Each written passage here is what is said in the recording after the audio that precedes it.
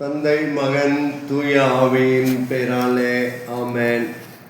கிறிஸ்து இயேசுவுக்குள் பிரியமான என் அன்பு சகோதர சகோதரிகளே, மீண்டுமாக உங்களோடு இந்த காணொளி மூலமாக இறை வார்த்தையை பகிர்ந்து கொள்வதில் நான் பெரும் மகிழ்ச்சி அடைகின்றேன். இன்று உங்களோடு பகிர்ந்து கொள்ள இருக்கின்ற இறை வார்த்தை யோவான் நற்செய்தி 1ஆம் அதிகாரம் 29 முதல் 34 வரை உள்ள இறை வாக்கியத்தை நான் உங்களோடு பகிர்ந்து கொள்ள ஆசைப்படுகின்றேன். உலகம் முழுவதும் இறைமகன் தரும் மீட்பை கொண்டு செல்வதற்கு ஒளியாக இறைவாக்கினர் எசையாவை எடுத்து காட்டுகிறார் ஆண்டவராகிய இயேசு கிறிஸ்து. சிதறுண்ட மக்களை ஒன்று சேர்க்க தாயின் கருவினையிலே தன்னை ஊழியராக தேர்ந்து கொண்டார். ஆண்டவரின் பார்வையில் தான்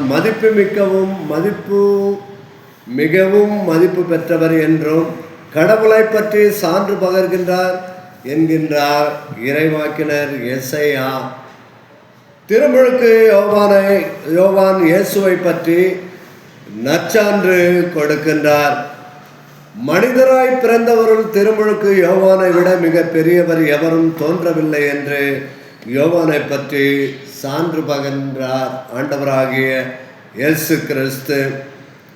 தன்னை விட மதிப்பு மிக்கவர் ஒருவர் என்பதற்கு தன்னம்பிக்கையும் தெளிவும் தேவை என்று ஆண்டவர் இயேசு இதன் வழியாக நமக்கு எடுத்துரைக்கின்றார். யோவான் பாலைநிலத்தில் ஆண்டவருடைய வருகையை பற்றி மக்களுக்கு அவர் போதித்து கொண்டு இருக்கின்ற பொழுது, யோர்தான் ஆற்றங்கரையில் திருமுழுக்கு யோவான் ஞானஸ்நானம் கொடுத்து கொண்டிருக்கின்ற பொழுது இயேசு அவரிடத்தில் ஞானஸ்நானம் பெறுவதற்காக வருகின்றார். அவர் ஞானஸ்நானம் பெற்று கரையில் வெளியே வந்தவுடனே தூய ஆவியானவர் புறாவடிவில் அவருக்கு தோன்றி அவர் மீது இறங்கி, இவரே என் அன்பார்ந்த மகன், இவருக்கு செவி கொடுங்கள் என்று ஒரு இறை வார்த்தையை அவர் கேட்கின்றார். என் அன்பு சகோதர சகோதரிகளை, இன்றைய நற்செய்தி வழியாக ஆண்டவர் இயேசு திருமுழுக்கு யோவானை பற்றி தெளிவாக இந்த உலகத்தில் பிறந்த மனிதர்களுள் மிக பெரியவர் எவரும் திருமுழுக்கு யோவானை விட எவரும் தோன்றவில்லை என்று சொல்லுகின்றார். அப்போ ஆண்டவர் இயேசு திருமுழுக்கு யோவானை பற்றி சான்றுரைக்கின்றார். இந்த இடத்துல சிதறுண்ட மக்களை ஒன்று சேர்க்க தாயின் கருவினிலே தன்னை ஊழியராக தேர்ந்து கொண்டவர் ஆண்டவர் பார்வையில் தான் மிகவும் மதிப்பு மிக்கவர் என்பதை யோவானை பற்றி ஆண்டவர் இயேசு தெளிவாக எடுத்து சொல்லுகின்றார். என் அன்பு சகோதர சகோதரிகளே, இன்றைக்கு நீங்களும் நானும் சிந்திக்க வேண்டிய ஒரு காரியம் என்னவென்றால், எனது கிறிஸ்துவ வாழ்வில் நான் வாழ்கின்ற இந்த சமுதாயத்தில் அடுத்தவரை உயர்வாக என்னால் முடிகின்றதா? அடுத்தவரை மதிப்பு மிக்கவனாக மதிக்க என்னால் முடிகின்றதா? 2 கேள்விகளை நாம் ஆண்டவர் இயேசு இன்று நம் முன் வைக்கின்றார். ஒன்று, கிறிஸ்துவ வாழ்வில் நாம் வாழ்கின்ற இந்த சமுதாயத்தில் அடுத்த மனிதனை தன்னை போன்று உயர்வுள்ளவர்களாக நாம் மதிக்கின்றோமா? அல்லது மற்றவர்களை நாம் நம்முடைய வாழ்க்கையில் மிகவும் முக்கியமானவர்கள் என்று சிந்தித்து அவர்களை மதித்து நடக்கின்றோமா? மற்றவருடன் நான் கொண்டிருக்கும் அன்பும் நட்பும் எப்படி இருக்கின்றது? இதுதான் முக்கியமான ஒரு இறை வார்த்தை. என் அன்பு சகோதர சகோதரிகளை, நம்முடைய அன்பை நாம் வெளிப்படுத்துகின்றோம். யாரிடத்தில் வெளிப்படுத்துகின்றோம்? நம்முடைய துணைவியாரிடத்தில், நம்முடைய பெற்றோர்களிடத்தில், நம்முடைய பிள்ளைகளிடத்தில், நம்முடைய சகோதர சகோதரிகளிடத்தில், நாம் வாழ்கின்ற இந்த சமுதாயத்தில் நமக்கு நெருக்கமானவர்களிடத்தில் தான் நாம் இறைவனுடைய அன்பை, இறைவன் நமக்கு கொடுத்த அன்பை நாம் மற்றவர்களோடு பகிர்ந்து கொள்கின்றோம். ஆனால் இயேசு என்ன சொல்லுகின்றார்? இந்த உலகத்தில் மனிதனாக படைத்த எல்லா மனிதர்களையும் நீ அன்பு செய்ய வேண்டும் என்று சொல்லுகின்றார். ஆண்டவர் இயேசு இதைத்தான் செய்து காட்டினார் நமக்கு. சிலுவை அடியில, சிலுவை மரத்தில் தொங்கி உயிர் துறந்து, அன்பினால் நான் உங்களை, என்னுடைய அன்பினால் இந்த பாவத்திலிருந்து, இந்த உலக பாவங்களிலிருந்து உங்களை மீட்கின்றேன் என்று எடுத்துக்காட்டாக அன்பை நமக்கு வெளிப்படுத்தி கொண்டிருக்கின்றார். என் அன்பு சகோதர சகோதரிகளை, நீங்களும் நானும் மற்றவர்களை எப்படி அன்பு செய்கின்றோம்? வஞ்சகமுள்ள அன்பாக செய்கின்றோமா? நல் மதிப்புள்ள அன்பாக செய்கின்றோமா? நேர்மையுள்ள அன்பாக செய்கின்றோமா? நேர்மையற்ற அன்பாக செய்கின்றோமா? அவர்களிடம் நாம் நட்புடன் எப்படி பழகுகின்றோம் என்பதையும் சிந்திக்க ஆண்டவர் இயேசு நமக்கு இன்று கூறுகின்றார். திருமுழுக்கு யோவானும் இயேசுவுக்கும் இடையே இருந்த அந்த நட்பை கொண்டவர்களாக நாம் இருக்கின்றோமா? திருமுழுக்கு யோவான் ஆண்டவருடைய வருகையை பற்றி அவர் சொல்லிக் கொண்டிருக்கிற பொழுது ஆண்டவர் இயேசு யார் என்று தெரியாமலேயே ஆண்டவர் இயேசுவால் தேர்ந்து கொள்ளப்பட்ட அந்த திருமுழுக்கு யோவான் அவரை பற்றி பறைசாற்றுகின்றார். இன்றைக்கு நீங்களும் நானும் என்ன செய்து கொண்டிருக்கின்றோம்?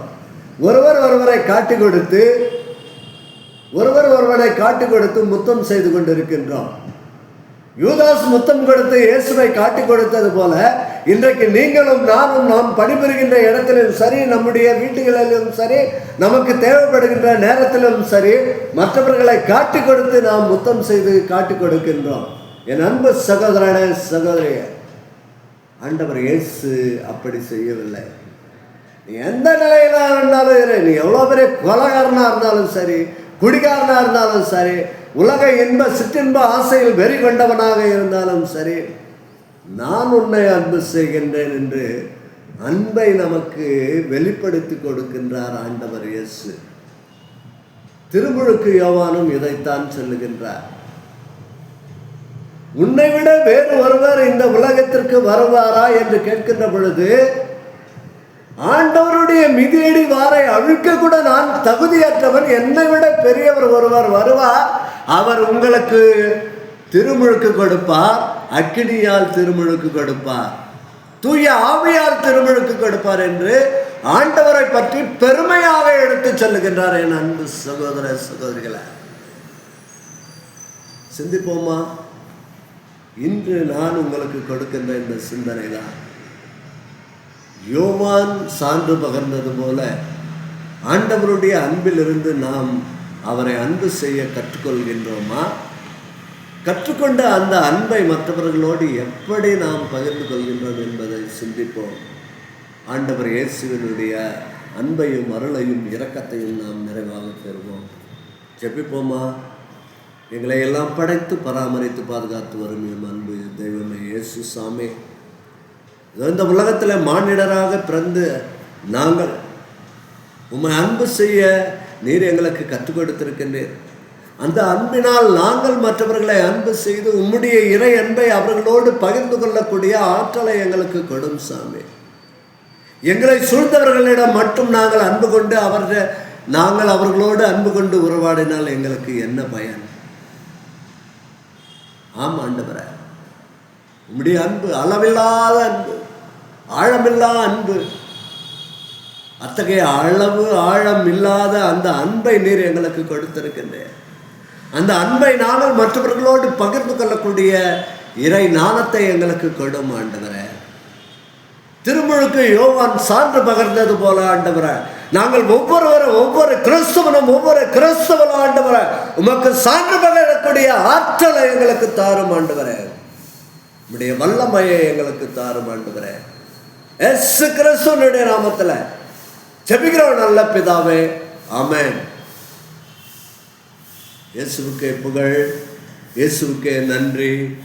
மரியே வாழ்க.